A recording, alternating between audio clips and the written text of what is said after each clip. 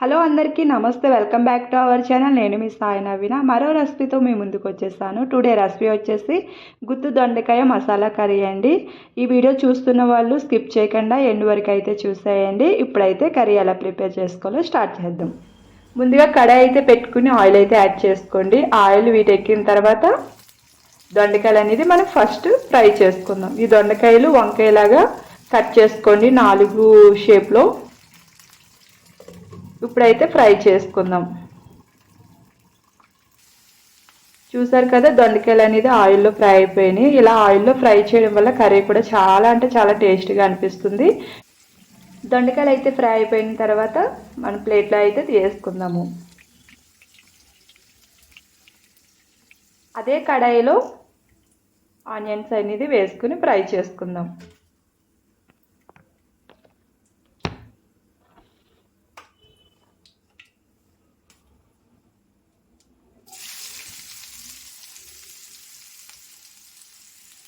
Onions fry అవ్వడం కోసం salt 1 table spoon salt అయితే యాడ్ చేసుకుని ఫ్రై చేసుకుంటున్నానండి నేను.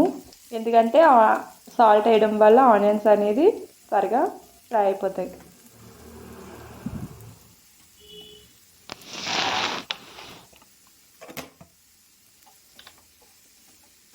ఇప్పుడు ఆనియన్స్ ఫ్రై చేసుకుందాము.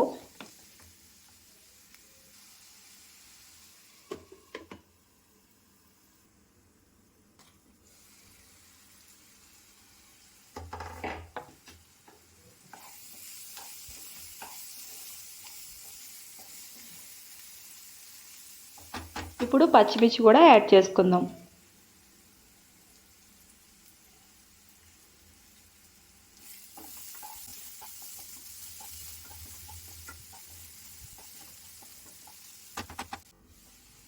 చూసారు కదా, ఆనియన్స్ అయితే గోల్డెన్ కలర్ వచ్చేంత వరకు కూడా మనం ఫ్రై చేసుకున్నాక ఇప్పుడు మన ఇంట్లో ప్రిపేర్ చేసుకున్న మసాలా అనేది యాడ్ చేసుకుంటున్నాను. ఈ కర్రీస్కి మనం ఓన్గా మన ఇంట్లోనే ప్రిపేర్ చేసుకుంటే బాగుంటుందండి. పౌడర్లో అలాంటివి వేస్తే అంత టేస్ట్ అనిపించదు. అన్నీ వేసుకుని మసాలా ఆడుకుంటేనే టేస్ట్గా అనిపిస్తుందండి. ఇప్పుడు మసాలా అనేది కూడా ఫ్రై చేసుకున్నాం కదా, మనం ముందుగా దొండకాయలు అనేది ఫ్రై చేసి పక్కన పెట్టుకున్నాం కదండి. ఇప్పుడు అవి కూడా యాడ్ చేసుకుందాం.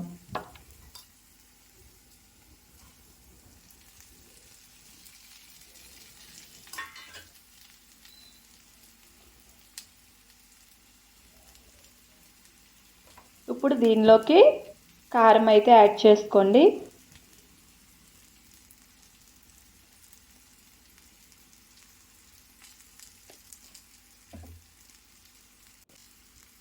అలాగే తగినంత సాల్ట్,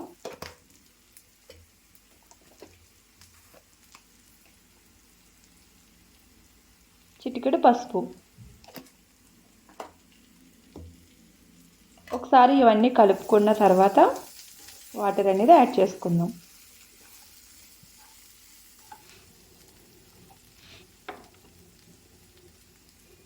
ఒక గ్లాస్ వాటర్ అయితే వేసుకుంటున్నానండి. ఆల్రెడీ దొండకాయలు అనేది ఆయిల్లో ఫ్రై చేసుకున్నాం కదండి, అంత టైం కూడా ఏం పట్టదు. మనం కుక్కర్లోనే వండుకో అవసరం లేదండి. దీంట్లో కూడా మంచి టేస్టీగా అనిపిస్తుంది, చాలా మెత్తగా కూడా ఉడికిపోతుందండి. చాలామంది దొండకాయలు అనేది కుక్కర్లో వండుతారు. ఆయిల్లో ఫ్రై చేయడం వల్ల టేస్టీగా ఉంటుంది, అలాగే మెత్త కూడా కుక్ అయిపోతుందండి మొత్తం. అంతేనండి, దొండకాయ మసాలా కర్రీ అనేది రెడీ అయిపోయిందండి. అసలు చికెన్ కర్రీ లాగా అనిపిస్తుంది. ఎలా ట్రై చేయండి మీరు కూడా.